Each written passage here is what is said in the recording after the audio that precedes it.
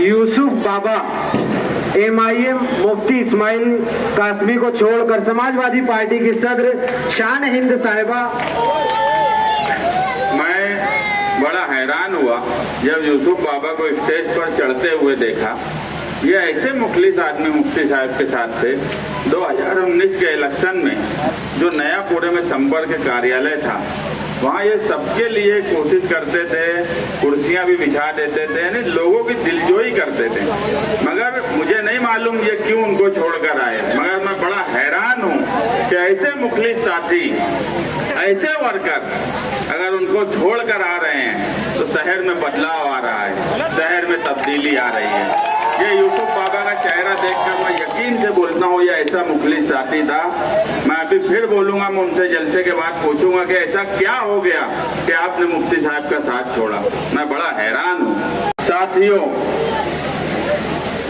Stage पर बैठे हुए जाफरनगर और मालेगांव शहर के मुअज्जिन, मेहमानान और हजारों का ये मजमा, हर जलसे में समाजवादी के हजारों का ये मजमा गवाही दे रहा है कि शहर में तब्दीली आ रही है। आज हम जाफरनगर में हैं। ये बुनकरों, मजदूरों और यूपी वालों का मोहल्ला है। पिछले 25 सालों में बुनकरों और मजदूरों के ताल्लुक से कुछ किया ही नहीं गया। अगर आप माजी में जाएंगे या पुराने लोगों से पूछेंगे तो यही कहा जाएगा कि बुनकरों और मजदूरों के ताल्लुक से अगर किसी ने कोई कोशिश की तो वो निहाल साहब ने की, और यही हकीकत है। हम असेंबली इलेक्शन लड़ रहे हैं और आपसे ये वादा करते हैं कि जिस तरह समाजवादी के MLA रईस शेख ने महाराष्ट्र में एक स्टडी ग्रुप बनाया और स्टडी ग्रुप की एक पावरलूम परिषद, सबसे पहली पावरलूम परिषद मालेगांव शहर में रखी गई। पूरा शहर जानता है, जहां पर शहर के छोटे बड़े तमाम बुनकर जिन्हें पावरलूम सनत के ताल्लुक से मालूमात थी, उन्होंने आकर वहां मालूमात दी। और बुनकर परिषद होने के बाद, पावरलूम परिषद होने के बाद यहाँ जाहिद नदवी साहब बैठे हैं। हम लोग जब मुंबई गए तो रईस शेख ने ये कहा कि मुझे भिवंडी से इतनी मालूमात नहीं मिली जितनी तुम्हारे शहर के लोगों ने दी। ये मालेगांव शहर के बुनकर हैं जो हमेशा से पूरे शहर की नुमाइंदगी किया करते थे, और ये उसी स्टडी ग्रुप का नतीजा रहा कि आज बुनकरों को, मालेगांव शहर के बुनकरों को 40 करोड़ 50 लाख का फायदा हुआ। अब आप सोचिए कि वो स्टडी ग्रुप, ये मालेगांव शहर जो महाराष्ट्र में बुनकरों और पावरलूम की नुमाइंदगी करता था, इस स्टडी ग्रुप में तुम्हारे यहाँ के मौजूदा MLA को लिया नहीं गया।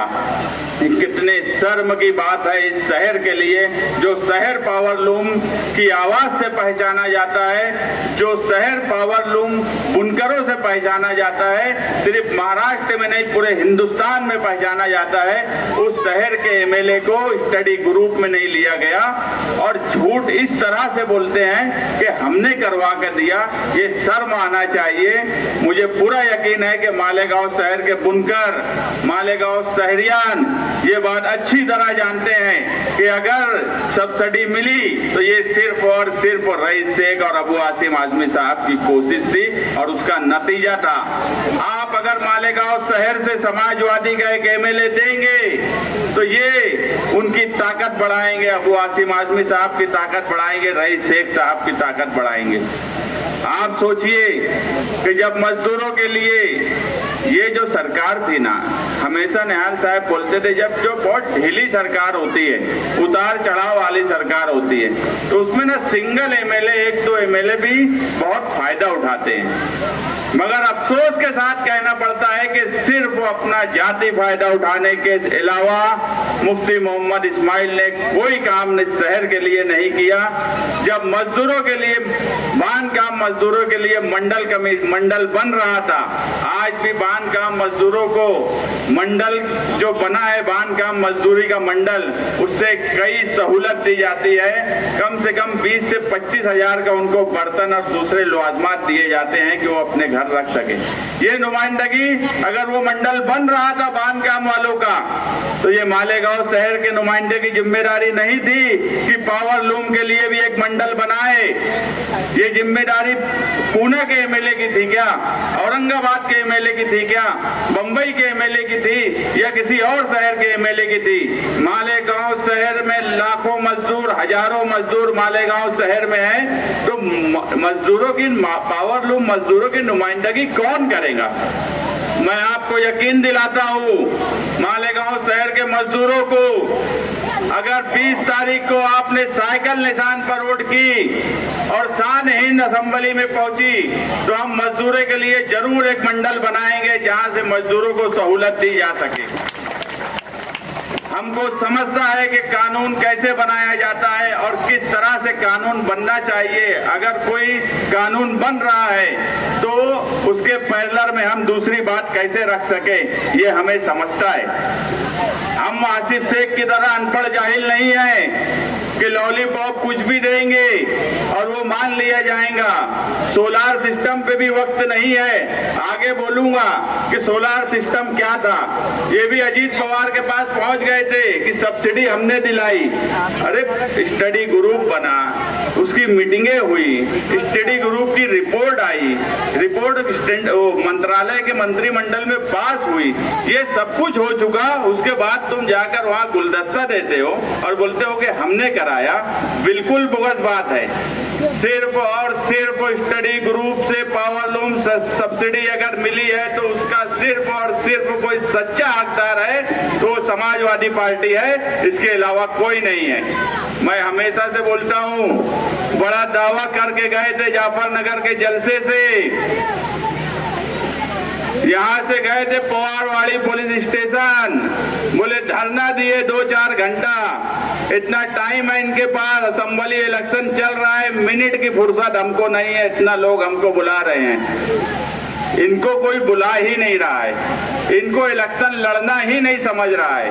मैं बोल रहा हूँ इलेक्शन बिल्कुल मैदा करके रख दिया है इन्होंने। ना इनको इलेक्शन समझ रहा है, ना लोगों की इशूज समझ रहे हैं, ना लोग क्या चाहते हैं समझ रहा है। सिर्फ कुछ मखसूस हिस्से में इलेक्शन लड़ रहे हैं। पवारवाड़ी में जाकर धरना दिए, यूट्यूब चैनल और अखबारात में बयान बड़े बड़े आए कि 24 घंटे में अगर गिरफ्तार नहीं किया गया तो अमुक कर डालूंगा, ढमुक कर डालूंगा, ये कर डालूंगा, वो कर डालूंगा। 48 घंटे से ऊपर हो गया, नाम तक आरोपी का नहीं लिखवा पाए, नाम तक। ये दम है इनके अंदर। मैं बोलता हूँ बिल्कुल कमजोर आदमी है मुफ्ती मोहम्मद इस्माइल। ना सियासी दबदबा है, ना पुलिस के पास सियासी कोई छाप है उनकी। ये सिर्फ इसलिए हुआ है कि पुलिस की चापलूसी करने की वजह से पुलिस इनकी कोई बात नहीं सुनती। बड़े दावे करने वाले अवाम को आके जवाब दे कि अगर आसिफ शेख के गुंडे गुंडागर्दी करते हैं तो ये हिफाजत कैसे करेंगे? जो आदमी बोलता है कि 24 घंटे में गिरफ्तारी करूंगा, 24 घंटे में गिरफ्तार करो, वो 48 घंटे के बाद भी नाम नहीं लिखवा सकता एफआईआर में आरोपी लोगों का। तो आप मुझे बोलो, वो आदमी आपकी नुमाइंदगी कर सकता है क्या? वो गुंडागर्दी से मुकाबला कर सकता है क्या? वो इस शहर का दबदबा ला सकता है क्या? अरे गढ़ की यात्रा पे गए थे, दादा भुसे का हाथ था उनके ऊपर। एफआईआर ऐसी थी कि कोर्ट में हाजिर होंगे और बाहर आएंगे, ये हम में ही दम था। एफआईआर भी किए, पुलिस को मेरे नाम से लेटर देना पड़ा कि भैया 120 भी लगा दिए, वाला भी लगा दिए, ये भी लगा दिए, अब कुछ मत बोलो। 1.5 से 2 महीना जेल में थे।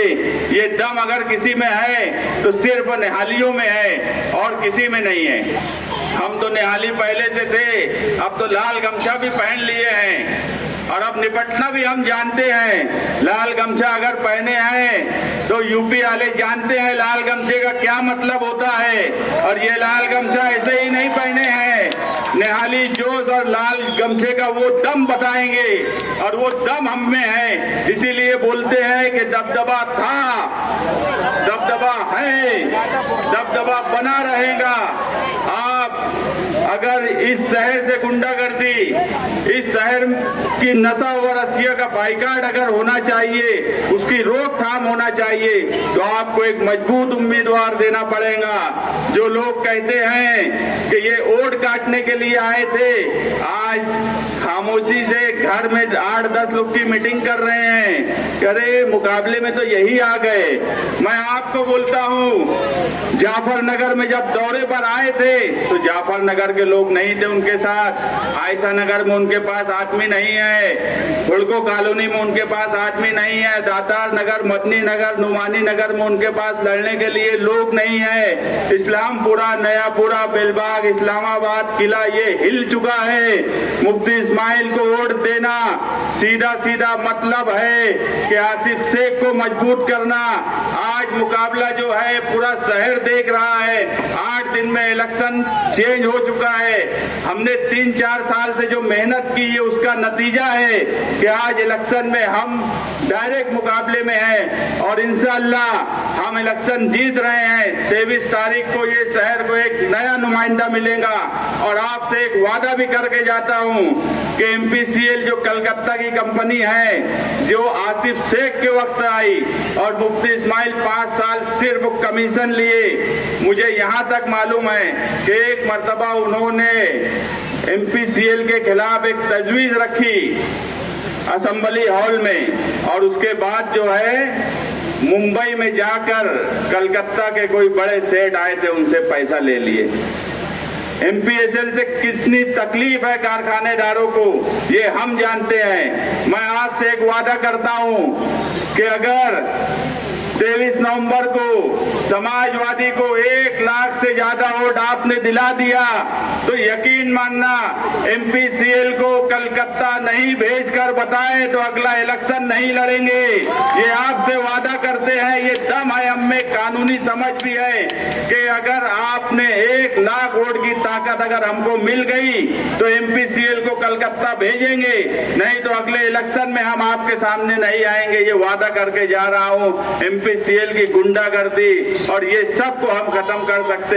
हमारे पास जाहिद नदवी है, ऐसे बहुत से लोग हैं जो कानूनी समझ रखते हैं कि किस तरीके से काम करना चाहिए, और बाकी जो दम हम में है वो तो सारा शहर जानता है। शुक्रिया, शुक्रिया, शुक्रिया।